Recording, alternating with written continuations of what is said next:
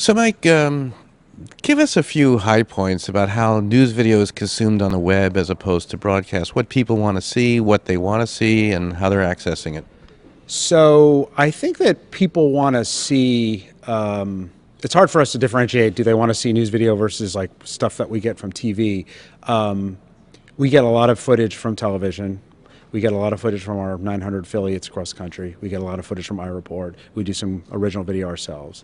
In a lot of ways, it can be based on how we showcase it that day, what gets sort of on the homepage.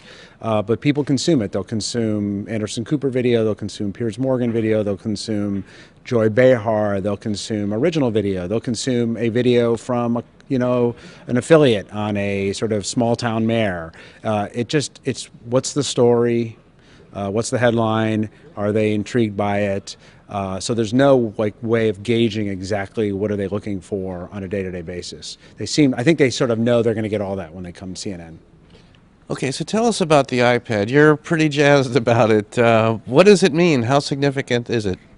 So a couple things. I think the iPad, it can help CNN's brand in a different way, in that it's different. It's a different experience than you would get on the sort of CNN.com website.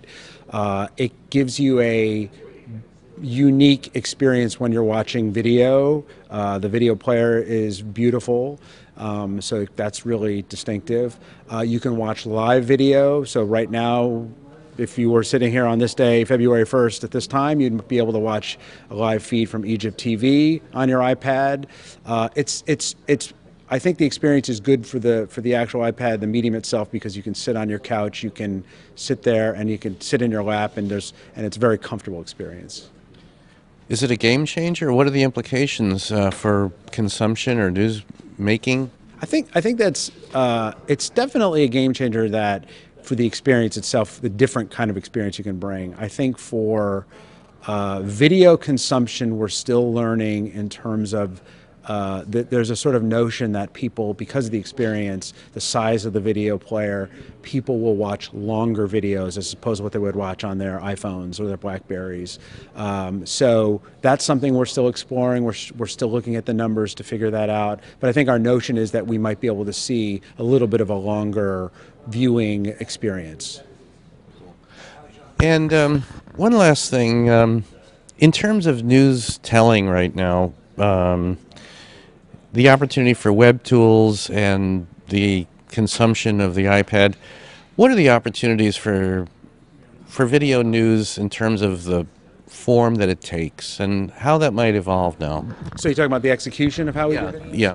So I think because we get so much television content from our shows, it gives us the flexibility to try some things. So we can try some non-traditional storytelling methods. We can do things that are just natural sound with no narration. It can be just graphics, or it can be a first-person storytelling. So yeah, I think that and the fact that we have exploring using different kinds of cameras, digital SLRs, to get a certain cinematic quality. And those things certainly can come off in a different experience on the iPad. So I think that because we have the ability to sort of have the day-to-day video covered with a lot of our news shows, we can explore different things, and we just have a little bit more flexibility. Cool. All right. Well, thanks very much. Mike, thanks so much for coming up from Atlanta. Thanks for having me. Appreciate it. Outstanding. Thank you.